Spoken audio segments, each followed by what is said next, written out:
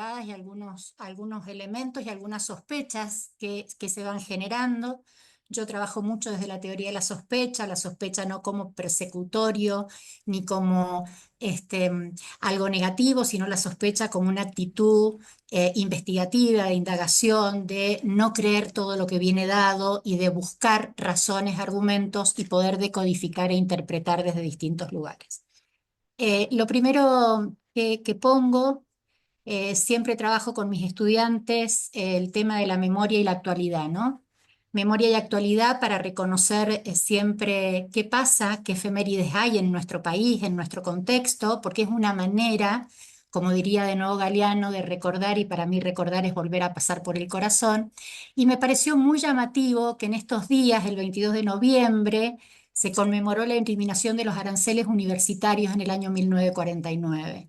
Y hoy día, 27 de noviembre del año 1943, se creó la Secretaría de Trabajo y Previsión. Y entonces volvemos a poner sobre la mesa el derecho a la educación, el derecho a lo público y el derecho al trabajo. Y también un 27 de noviembre del año 73 se creó la Secretaría de la Educación de Adulto, la dirección, no me acuerdo si era Secretaría o Dirección, pero se conmemora el día, hoy día, de la educación de jóvenes y adultos. Y digo, si tuviera que poner un cuarto elemento, quiero decirles que el 25 de noviembre recordamos los 4 años de la muerte de Diego Maradona. Y entonces, ¿por qué lo traigo también? Porque de alguna manera son fechas que ponen en valor a lo público, que ponen en valor a lo común, que ponen en valor al reconocimiento de la diversidad y al reconocimiento de lo popular. Y desde allí hablo. Desde allí me reconozco y desde allí me construyo. Y cuando hablamos de lo público y de lo común, me parece que, si bien, por supuesto, creo que, no sé si lo dijo Quique o lo dijo Susana recién, estamos pensando en todos, en todas y en todes, pero sobre todo estamos pensando en los vulnerabilizados, sobre todo pensamos en los que no pueden, sobre todo pienso en los que no tienen. Entonces, empezar a pensar este encuentro desde el derecho, desde lo público y desde lo común, pensando en el otro que menos puede y que menos tiene, me pone en un lugar. Entonces, bueno, desde aquí voy a tratar de mostrar algunos elementos que creo que son necesarios. Hay veces que digo, nos han metido tanto esta idea de lo políticamente correcto, ¿no? Que parece que hay cosas que no podríamos decir, que suenan como muy ásperas, ¿no? Bueno, yo, perdón por esto, pero la verdad es que soy un poco áspera en la realidad que estamos viviendo. Creo que es un contexto distópico en el sentido en que no hay o no estamos encontrando, excepto en el campo popular, las posibilidades de reacción a una política extremadamente deshumanizante y a un contexto extremadamente deshumanizante. Y entonces digo, en esto de nuestro contexto sociotécnico, que es donde nos empezamos a meter para ver para dónde vamos, no puedo dejar de pensar en tensiones y recordando a una colega y amiga que es Sol Couto, decía, bueno, tensiones no como contradicciones, sino porque nos da la posibilidad de pensar, nos da la posibilidad de abrir el diálogo, de escucharnos y de poder construir. Entonces, simplemente marcar algunas tensiones que creo que nos encontramos hoy en la interacción con los dispositivos tecnosociales, que es esta tensión entre mercado y Estado, esta tensión que de alguna manera nos está poniendo en una encrucijada y en una cuestión compleja de buscar, de inventar, de imaginar, de reinventarnos para ver cómo hacemos para que esta captación del deseo que están teniendo nuestras y nuestros jóvenes y nosotros mismos muchas veces también, en donde nos vemos interpelados por un mercado que pone en valor el éxito el éxito vinculado a un resultado X y a la adquisición de productos materiales, ¿m? En contra de la visión de un Estado que garantice la protección y el bienestar común y general. Entonces, esto me parece que es una tensión que nos toca el alma y nos toca no solamente en el plano intelectual, sino que nos toca en el hacer de todos los días, cómo hacemos para que este ciudadano, para que este sujeto no siga produciendo su subjetividad a partir de este mercado y no siga construyendo lazos en función de pautas de influencer y no de ciudadano. Y si somos influencers, como yo hablaba con mis estudiantes, digo, seamos influencers de las buenas prácticas, seamos influencers de ser sujetos de conocimiento, seamos influencers de la solidaridad y del otro. Esto va atadito de la mano de una tensión de la exclusión y la inclusión que la estamos viendo todo el tiempo y que da cuenta de que en estos dispositivos también, si bien tenemos la posibilidad maravillosa como de encontrarnos acá, estando en distintos puntos del planeta o en distintos puntos de nuestro país, digo, también tiene una intencionalidad desde ciertos poderes hegemónicos de haber privado a la población en general de lo que es la soberanía tecnológica, de lo que son los satélites ARSAT, de lo que son las políticas públicas, y esto hace que los chicos, las chicas y nuestros jóvenes y muchos adultos también vayan quedando excluidos también de esta posibilidad. Y por último, una tensión que tiene que ver con el control o el disciplinamiento. Digo, Foucault hablaba de los dispositivos de disciplinamiento y Deleuze va a decir, bueno, ya no haría falta ese dispositivo de encierro, pero sí un dispositivo de control que lo estamos viendo todos los días a través de los medios tecnosociales.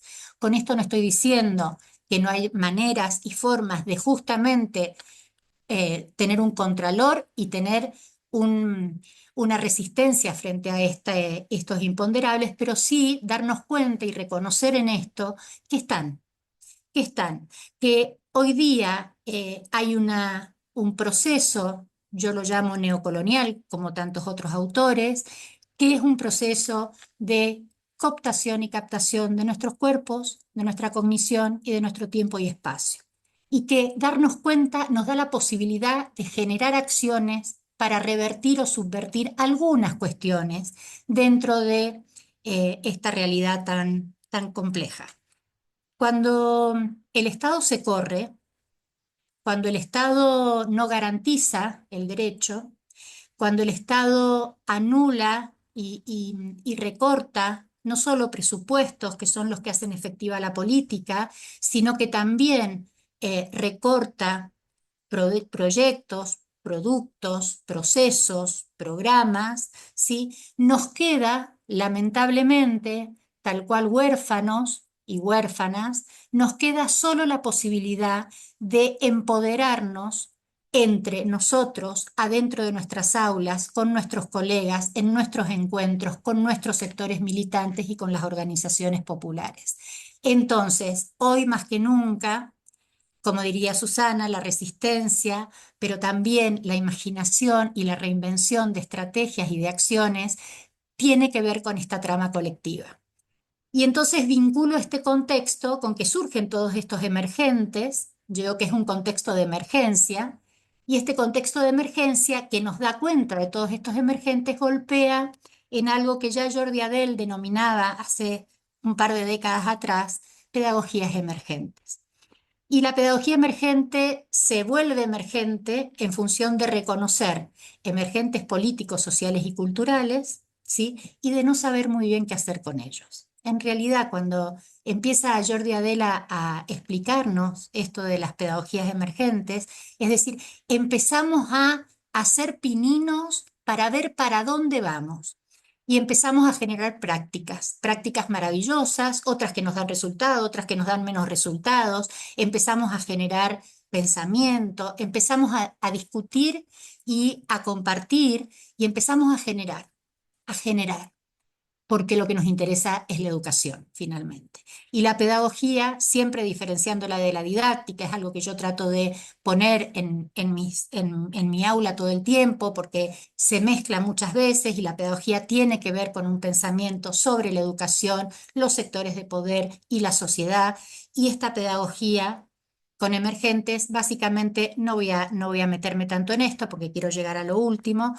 Eh, lo que pone en juego es una nueva un nuevo orden, una nueva relación en las coordenadas de tiempo, espacio y en la noción de conocimiento. Y cuando hablamos de tiempo y de espacio, hablamos de identidad y de subjetividad también. Entonces, este tiempo y este espacio ha hecho que entendamos que hoy la educación pasa más por fuera de las aulas que por dentro, si bien reconocemos profundamente a la escuela como institución necesaria, innegable y esencial, a la escuela digo genéricamente, ¿no? Facultad, colegio, lo que fuese, pero este tiempo y este espacio nos está dando cuenta que está pasando el proceso de aprendizaje, los procesos de aprendizaje y los procesos de enseñanza son múltiples, son diversos, pasan por distintos escenarios y muchas veces están pasando más por lo que es lo no formal, lo informal, que lo formal. Entonces, me parece que es interesante rescatar esto de las pedagogías emergentes. Emerge la idea de la diversidad, diversidad en un amplio sector de categorías. Diversidad no solamente por la diversidad de sujetos y de formas de aprender y de formas de leer el mundo, diversidad en los dispositivos que utilizamos y las plataformas, recursos y lenguajes, diversidad en las distintas epistemes y saberes que empezamos a encontrar y a comprender, y acá traigo a lo que son las pedagogías decoloniales, como puede ser con Walsh o con Quijano, que hablan ya de diferentes, ¿sí? Y conjuntamente epistemes, saberes, conocimientos, que no quiere decir que unos tengan que segregar a otros, sino que tenemos que empezar a articular y encontrar nuestra propia voz en ellos. Y, y acá vuelvo a recordar a Adele, que es una pedagogía que le estamos haciendo todos y todas nosotros, la estamos haciendo todo el tiempo, la estamos haciendo acá, ahora, la estamos haciendo en nuestras aulas, la estamos haciendo en la convivencia social, la estamos haciendo porque no hay nada que nos haya dicho anteriormente cómo eh, conducirnos en este sentido. Y si bien la pandemia, como dicen muchos, fue una buena escuela, también hemos vivido algunos efectos post-pandémicos que creímos que no los íbamos a vivir y fue volver muchas veces a una normalidad que creemos que no es normal. Eh, Esta pedagogía emergente, de alguna manera, lo que empieza a disputar es el sentido y empieza a disputar un sentido de deseo. Porque lo que nos vamos dando cuenta es que nuestros chicos, nuestras chicas, nuestros pibes, nosotros mismos muchas veces encontramos el interés en la atención y por lo tanto el deseo en permanecer en las redes siempre y cuando seamos nosotros quienes decidimos dónde estar, cómo estar y qué buscar. Por eso hay una transgresión en la concepción de tiempo cuando se pasa de un tiempo-espacio a un tiempo-nodo, porque el tiempo real es el tiempo que permanezco en un nodo y el nodo es el que yo decido en dónde quiero estar. Y entonces acá es bastante interesante ver, por ejemplo, algunos estudiantes en investigaciones cómo dicen, bueno, yo permanezco horas y horas y horas porque yo decido dónde estar, pero cuando a mí en la facultad, el colegio, la escuela me dice a dónde tengo que ir, no quiero estar ahí. Bueno, el no querer, que habla del círculo semiótico del querer, poder y saber, como sabemos todos, este no querer estar es porque no lo estoy decidiendo y esto me está dando una pauta y una característica maravillosa de nuestra juventud, que es quiero decidir dónde estar y para dónde ir. Y finalmente, digo, en esto de entender que estamos en una nueva perspectiva colonial, o por lo menos desde los poderes hegemónicos intentan que estemos allí e intentan llevarnos hacia allí. No es casual los resultados electorales de muchos países, no solamente del nuestro, sino por cómo se van produciendo, y acá hay bastantes anécdotas y bastantes experiencias construidas de qué piensan nuestros y nuestras jóvenes y adultos también respecto de los niveles de representación y cómo elegirlos. Entonces me hacía una pregunta y la pregunta es si era posible buscar una interpretación decolonial desde un discurso logocéntrico. Si podemos nosotros creer que puedo deconstruir esa conquista de cuerpo, de tiempo-espacio, de cognición, esa conquista desde el mercado, desde el ser consumidor y no ciudadano, si lo puedo hacer solamente desde mi formación y pensamiento logocéntrico, reconociéndola, ¿eh? Reconociéndola como un valor también. Pero digo, si intento intervenir en esos chicos, en esas chicas, en nuestros estudiantes, en nuestros jóvenes, desde este lugar, no sé si tendríamos un buen resultado, a no ser que pudiéramos aventurarnos a reinventar estrategias a partir de sus nuevas formas y lenguajes y saberes de época. Si podríamos nosotros, ¿sí?, empezar a tratar de provocar pensamiento y acción decolonial a partir de usar otros formatos y otros saberes de época. Y acá me voy a lo tercero y empiezo ya a cerrar, entender a la didáctica como arte y parte. Arte porque la entiendo como arte. Es un poner en juego eh, una de las actitudes más valiosas y de los saberes más preciados que hace que un pueblo sea pueblo, que es el arte y la cultura.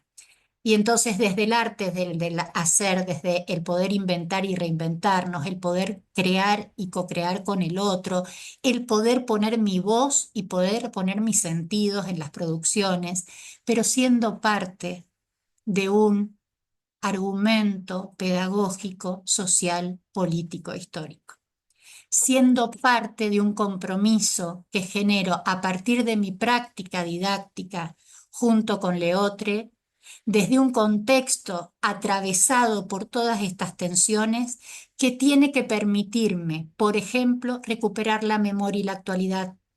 Y entonces generar, por ejemplo, como hacemos nosotros, un mural en donde a partir de memes, de imágenes, de música, ponen y recuperan efemérides y las noticias de actualidad. ¿Para qué?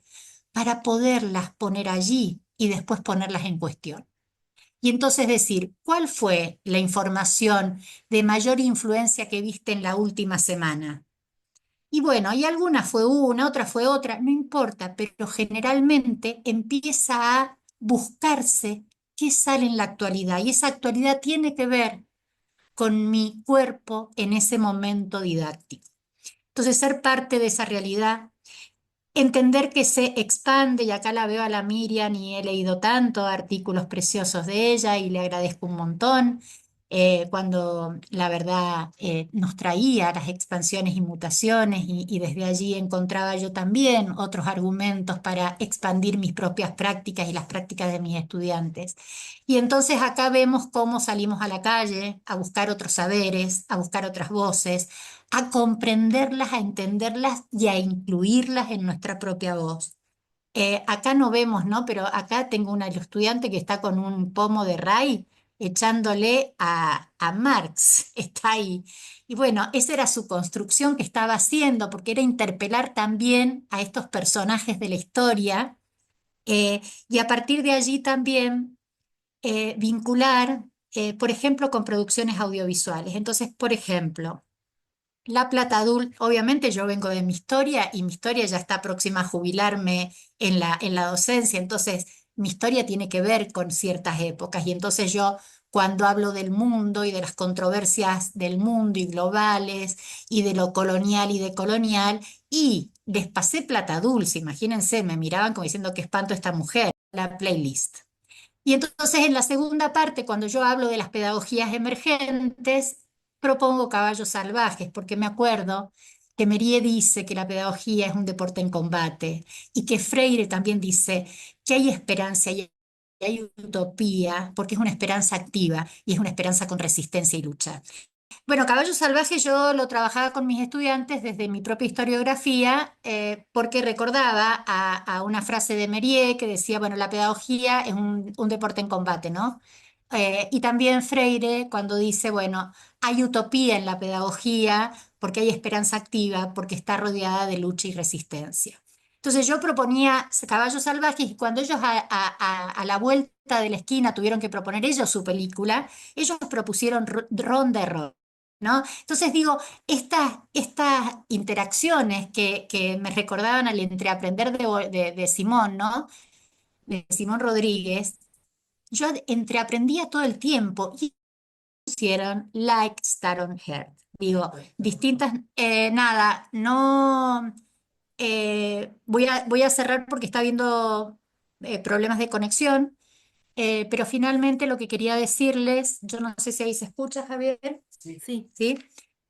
Finalmente lo que quería decirles es, eh, hay una práctica muy bonita, quería mostrar como 3 o 4 prácticas que tienen que ver con, primero, entender que los estudiantes van construyendo a partir de pequeñas producciones y lo más rico de esas pequeñas producciones es poderlas integrar y articular de manera rizomática en constructos más profundos, mensajes más profundos. Eh, Esto en realidad nos va dando la práctica algunos elementos que podemos ir teniendo en cuenta para ir también poniendo en tensión lo que es la práctica pedagógica en función de la esperanza, pero también en función de las fortalezas y de las posibilidades que brindan los dispositivos tecnosociales. Antes de irme, traerles una sola frase de la película Lugares Comunes, que dice Lupi al final de la película, en un momento que él está con sus estudiantes, eh, él se está jubilando y entonces le dice a sus estudiantes lo siguiente que quisiera leérselos para decirlo tal cual. Dice, hay una misión y un mandato. Es una misión que nadie les ha encomendado y que yo espero que ustedes se le impongan a sí mismos. Despierten en sus alumnos el dolor de la lucidez, sin límites, sin... Y con esto, más allá de que podemos objetar algunos términos, quería dejar esta conversación diciendo que, bueno, sigamos apelando a la lucidez, a la solidaridad y a la justicia social. Muchísimas gracias.